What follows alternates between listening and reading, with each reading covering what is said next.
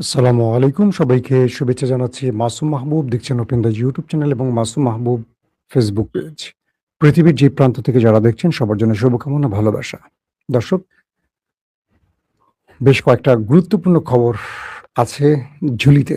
সেগুলো একটা করে দেবার চেষ্টা করছি। প্রথম যে খবর সেটি হলো হরমুজ প্রণালীর নিয়ন্ত্রণ নিয়ে যুক্তরাষ্ট্র ও ইরান পরস্পর বিরোধী দাবি করছে এবং কলম্বিয়া ভূমিকম্পে মৃতের সংখ্যা ২৬৫ পৌঁছালো।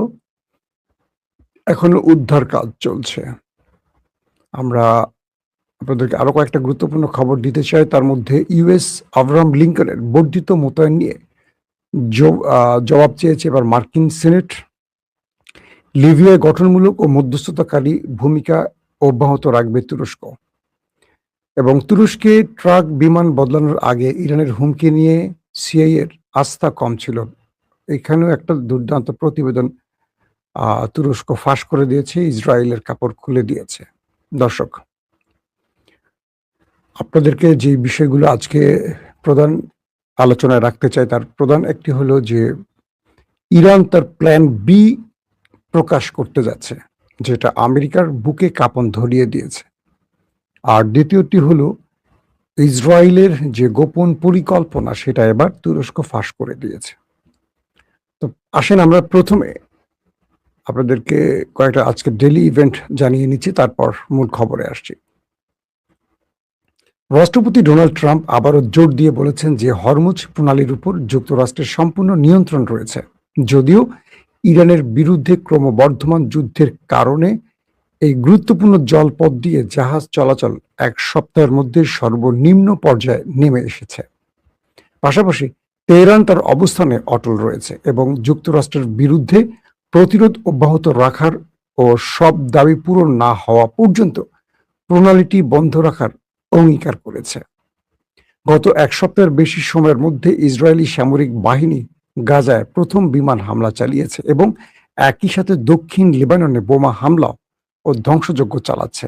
যদিও উভয় স্থানে যুদ্ধবিরতি এখনো কার্যকর রয়েছে। তাদের জন্য আসলে যুদ্ধবিরতি লাগে না, তারা মন চাইলে যেটা খুশি সেটাই করতে পারে। এখানে তাদেরকে কেউ কিছু বলতে পারবে না, কারণ তারা হলো পৃথিবীর সবচেয়ে শক্তিধর রাষ্ট্র আমেরিকার অন্যতম লাঠিয়াল বাহিনী। দর্শক, মার্কিন যুক্তরাষ্ট্রের প্রেসিডেন্ট ডোনাল্ড ট্রাম্প তুরস্কে গিয়েছিলেন ন্যাটো সম্মেলনে জুলাই মাসে এবং হঠাৎ করে তিনি তার নির্দিষ্ট বিমান থেকে নেমে একটি ক্যাটারিং ট্রাকে উঠেছিলেন। অর্থাৎ তুরস্কে হঠাৎ করে তার কাছে একটা গোয়েন্দা তথ্য আসে যে ইরান তার উপর হামলা করতে যাচ্ছে মিসাইলের মাধ্যমে। তখন তিনি তার অবস্থান পরিবর্তন করেছেন, সে নির্দিষ্ট বিমানে না উঠে একটি ট্রাকে উঠেছিলেন। পরবর্তী ছোট বিমানে করে নির্দিষ্ট আরেকটি অঞ্চলে চলে গিয়ে জীবন বাঁচিয়েছেন। এই খবরটি আমরা গত কয়েকদিন আগে আপনাদের দিয়েছি।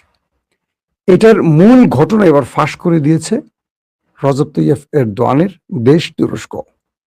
তুরস্কে মার্কিন প্রেসিডেন্টের উপর হুমকি সংক্রান্ত ইসরায়েলি গোয়েন্দা তথ্যের উপর সন্দেহ থাকায় এক গুপ্তচর সংস্থা এই অসাধারণ গোপন ফ্লাইটটি পরিচালনা করে, জানিয়েছে ওয়াশিংটন পোস্ট। বুধবার দ্য ওয়াশিংটন পোস্ট জানিয়েছে মার্কিন গোয়েন্দা কর্মকর্তারা প্রেসিডেন্ট ডোনাল্ড ট্রাম্পের বিরুদ্ধে ইসরায়েলের মাধ্যমে পাঠানো একটি কথিত ইরানি গুপ্ত হত্যার হুমকির বিশ্বাসযোগ্যতা নিয়ে সন্দিহান ছিলেন এবং এই কারণে গত এক মাসে তুরস্ক ত্যাগের সময় একটি বিশেষ নিরাপত্তা অভিযান চালানো হয়েছিল। গোয়েন্দা তথ্যের সঙ্গে পরিচিত বর্তমান ও সাবেক মার্কিন কর্মকর্তাদের উদ্ধৃতি দিয়ে প্রতিবেদনে বলা হয়েছে সিআইএ বিশ্লেষকরা ইসরায়েল প্রদত্ত তথ্যকে বিশ্বাসযোগ্য মনে করেনি এবং ট্রাম্প প্রশাসনের কর্মকর্তাদের কাছে তাদের সংশয় প্রকাশ করেছিলেন। পোস্টের প্রতিবেদন অনুযায়ী একজন মার্কিন কর্মকর্তা এই প্রতিবেদনটিতে ইসরায়েল প্রণোদিত, মার্কিন সৃষ্ট নয় এবং নিম্নমানের বলে বিবেচিত বর্ণনা করা হয়েছে। আর জুলাই ন্যাটো সম্মেলন, শীর্ষ সম্মেলনের পর ট্রাম্প তুরস্কের রাজধানী আঙ্কারা ত্যাগ করার সময় গৃহীত বিস্তৃত নিরাপত্তা ব্যবস্থা গোয়েন্দা উদ্বেগগুলো একটি নতুন মাত্রা যোগ করেছেন। আসেন কয়েকটা বিষয় আগে আপনাদের একটু বলি। আসলে ঘটেছিল কি তখন? অর্থাৎ ট্রাম্পের কাছে যখন খবরটি আসে যে তাকে ইরান মিসাইল দিয়ে হত্যা করতে যাচ্ছে, তখন তিনি তার অবস্থান পরিবর্তন করেছিলেন এবং ট্রাম্পের কাছে যে তথ্যটি এসছিল এটি ছিল ইসরায়েলের পাঠানো একটি গোয়েন্দা তথ্য।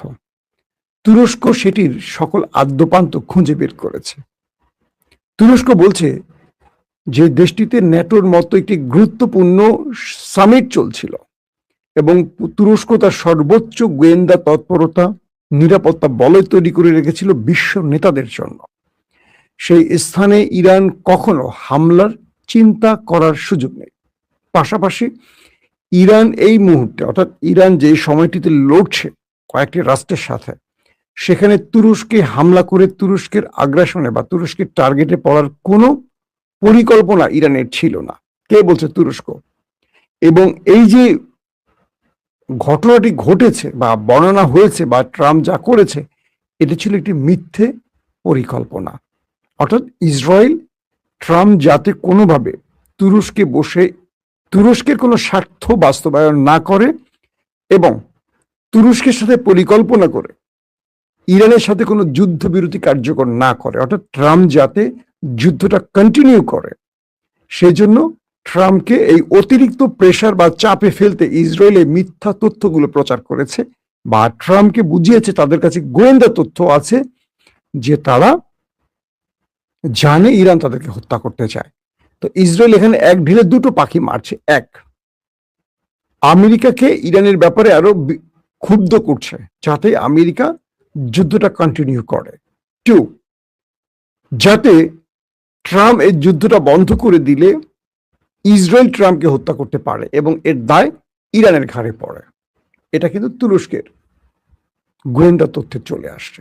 তার মানে সিআইএ বলছে যে ট্রাম্পকে হত্যা তাদের কাছে কোনো নথি বা তথ্য ছিল না, কিন্তু এই তথ্যটি যেটি ট্রাম্পের কাছে পৌঁছেছে এটা খুবই অবিবেচক এবং এটি অগ্রহণযোগ্য তথ্য ছিল এবং সিআইএ তথ্যের সাথে তুরস্কের তথ্যের মিল আছে। তার মানে তুরস্ক প্রকাশ করে দিয়েছে ইসরায়েল ট্রাম্পকে হত্যা করতে চায়।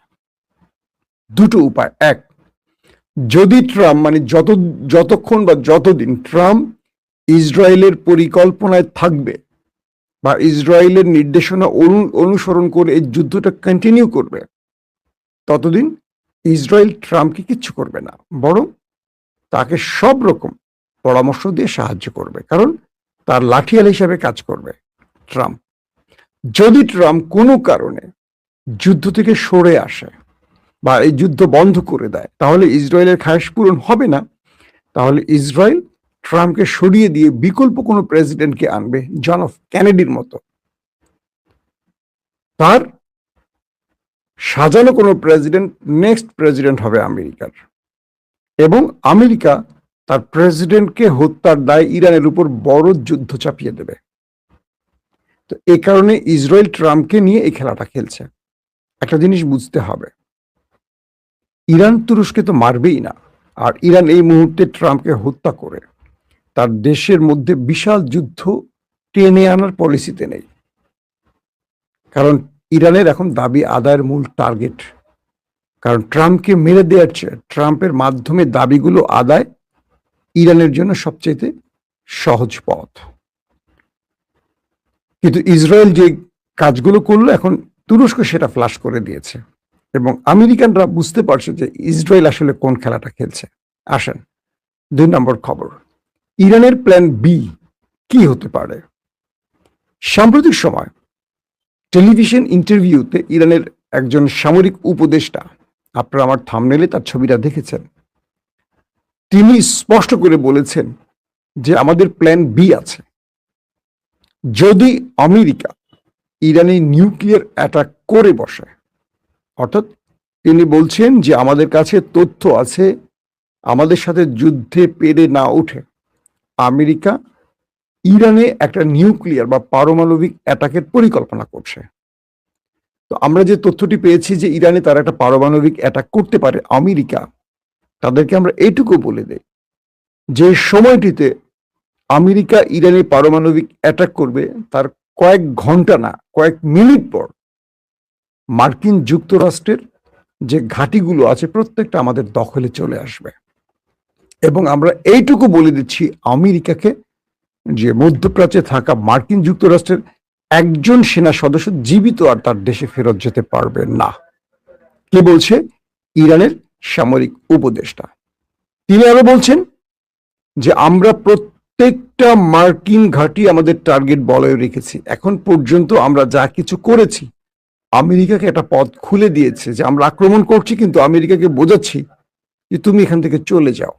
কিন্তু যখন আমেরিকা ইরানের নিউক্লিয়ার অ্যাটাক করবে, তখন আমরা আমেরিকাকে চলে যাওয়ার রাস্তা দিব না, আমেরিকাকে পুরোপুরি মুছে দেওয়ার রাস্তাটা তৈরি করবো। মানে প্রত্যেকটা মার্কিন ঘাঁটি, যেটা প্রায় 20-25টা ঘাঁটি আছে গালফ কান্ট্রিতে, প্রত্যেকটা আমরা ধ্বংস করবো এবং প্রত্যেকটা সেনাকে আমরা ওপারে পাঠাবো। পাশাপাশি তাদের একটি সামরিক অস্ত্র, প্রযুক্তি, রাডার সিস্টেম, তারপর যুদ্ধ বিমান, ড্রোন, প্রতিরক্ষা ব্যবস্থা কিচ্ছু ফেরত যাবে না, সবগুলো আমরা ধ্বংস করে দেব।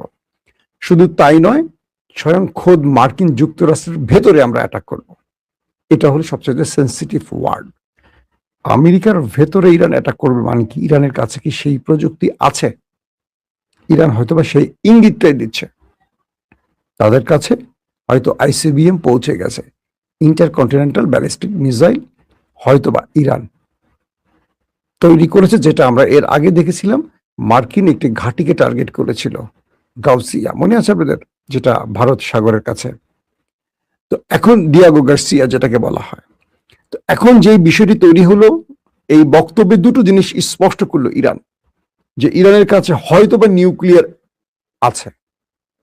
কারণ ইরান বলছে যে আমরা মধ্যপ্রাচ্যে থাকা প্রত্যেকটি ঘাঁটি উড়িয়ে দেব, শুধু না, প্রত্যেকটা ঘাঁটির একজন সেনাকে আর ফেরত যেতে দেব না। 50,000 মার্কিন সেনা রয়েছে মধ্যপ্রাচ্যে, এবং বিলিয়ন না ট্রিলিয়ন ট্রিলিয়ন ডলারের সামরিক অস্ত্র, আধুনিক অস্ত্র রয়েছে এই মধ্যপ্রাচ্যে। সবগুলো মাটির সাথে মিশিয়ে দেবে ইরান, এই ঘোষণা। 2 নম্বর, খোদ আমেরিকার ভেতরে অ্যাটাক করবে। তার মানে ইরান হয়তোবা এই বক্তব্যটির মাধ্যমে বিশ্বকে বোঝাতে চাইছে তাদের কাছে আইসিবিএম আছে, পাশাপাশি নিউক্লিয়ার আছে। হয়তোবা তারা প্রকাশ্যে শব্দটা ব্যবহার করছে না। এখন আমেরিকাকে এই বক্তব্যটির মাধ্যমে যে থ্রেটটা দিল ইরান, সেটা হলো যে তুমি আমার দেশে নিউক্লিয়ার অ্যাটাকের কয়েক মিনিট পর তুমি অ্যাটাক করবা, সূর্যোদয়ের জন্য আমরা ওয়েট করব না। সূর্যোদয়ের আগেই বা সূর্যাস্তের আগেই আমরা তোমার টার্গেটগুলোকে মাটির সাথে মিশিয়ে ফেলবো। এখন তুমি সিদ্ধান্ত নাও তুমি কি করতে চাও। অর্থাৎ ইরান তার প্ল্যান 1 বা প্ল্যান এতে রেখেছে যুদ্ধে প্রতিঘাত। প্রতিটা মুহূর্তে তারা আমেরিকাকে টার্গেট করে অ্যাটাক করবে, আমেরিকার জবাব দেবে। এতে করে আমেরিকা ইরানের শর্ত মানবে এবং ইরান তার সাকসেস এখান থেকে নিয়ে আসবে। যদি আমেরিকা ইরানের ভেতরে কোনো নিউক্লিয়ার অ্যাটাক করে বসে, এটা হবে ইরানের প্ল্যান বি, এটাকে মোকাবেলা এবং প্রতি উত্তর। তো এই প্রতি উত্তরটা ইরান কি দিতে চাচ্ছে বা কি দেবে, সেইটার ইঙ্গিত তার সামরিক বিশ্লেষকরা কিছুক্ষণ আগে একটি খবরের মাধ্যমে প্রকাশ করেছে, বা তিনি এক টেলিভিশন ইন্টারভিউতে এই বিষয়গুলো স্পষ্ট করেছেন। তার মানে ইরান আমেরিকাকে মোকাবেলায় সর্বসময়ের জন্য সর্ব অবস্থার মধ্যেই তাদেরকে প্রতিহতের সকল বিকল্প পথ খোলা রেখেছে। এবং ইরান যে বারবার বলছে তাদের কাছে এমন কিছু আছে যেটা আমেরিকা কল্পনা করেনি, এই সামরিক উপদেষ্টার বা অ্যাডভাইজারের এই বক্তব্যে সেটা স্পষ্ট বা প্রমাণিত হয়েছে। সাম্প্রতিক সময় দেখবেন ইরান হরমুজে কয়েক দফা অ্যাটাক করেছে, কিন্তু আমেরিকা প্রতি উত্তর দেয়নি। ট্রাম্প ইরানকে সেই অর্থে বড় রকম কোনো শক্ত কথায় জবাব দেয়নি, যেটা পূর্বে তিনি দিয়েছেন। এবং বলা যাচ্ছে যে ট্রাম্প তার পুরো লাইফে এখন একটা সিকিউরিটি থ্রেটের মধ্যে আছেন। তিনি গলফ খেলতে যাচ্ছেন, সেখানে প্রতিরক্ষা ব্যবস্থা ইনস্টল করা হচ্ছে। তিনি কোথাও সফরে যাচ্ছেন, সর্বোচ্চ নিরাপত্তার সঙ্গে সঙ্গে প্রতিরক্ষা ব্যবস্থা তার সঙ্গে রাখা হচ্ছে, যে এন্টি মিসাইল। অর্থাৎ নিজ দেশে বা বাহিরে ট্রাম্প পুরোপুরি এখন এক অনিশ্চিত যাত্রার মধ্যে আছেন, এবং ট্রাম্প চরম হতাশাগ্রস্তের মধ্যে আছেন যে এই ইরান যুদ্ধটা তিনি করে কি লাভ পেলেন। একদিকে মধ্যবর্তী নির্বাচনে পরাজয়ের আশঙ্কা তার রয়েছে, অন্যদিকে তার জীবন হুমকিতে রয়েছে। তার মিত্র ইসরায়েলি তাকে মেরে দিতে পারে যদি তাদের কথা না শোনে। তাহলে ট্রাম্প একসঙ্গে 3টা গ্যারাকলে পড়ে তার 2টা পা 3 দিকে চলে গেছে। ও আচ্ছা, ট্রাম্পের আবার 3টা পা, 2 পাশে 2টা, মাঝখানে একটা পা আছে বোধহয়, না? তো এখন ট্রাম্প আটকা পড়ে গেছে 3 দিকে 3 পা দিয়ে। ইরান তাকে নিয়ে এখন একটা কি বলবো, কঠিন খেলায় মেতে উঠছে। ইরান আবারও বলছে হরমুজ তাদের কন্ট্রোলে আছে, এই হরমুজ তারা কোনোভাবেই আমেরিকার হাতে দেবে না। পাশাপাশি ইরানের শেষ 4টি শর্ত না মানলে অনির্দিষ্টকালের জন্য অথবা স্থায়ীভাবে হরমুজ প্রণালী বন্ধ করে রাখবে ইরান। দর্শক, এখনকার মতো বিদায় নিচ্ছি, ইনশাআল্লাহ আবার দেখা হবে। তার আগে বলছি আমি আবারও সফরে বেরোচ্ছি। তো আমার বন্ধুরা যারা আছেন, আমি খুলনা, যশোর এই অঞ্চলটা সফরে যাব, কুষ্টিয়া আমার বড় হওয়ার শহর, জন্মস্থান, সেখানে যাব। একটা লম্বা সফরে থাকবো। আমি সফর থেকে চেষ্টা করব আপনাদের সাথে কন্টিনিউ লাইভে আসার এবং আপডেট খবরগুলো দেওয়ার জন্য। অবশ্যই আমার জন্য দোয়া করবেন। প্রত্যেকে ভালো থাকবেন,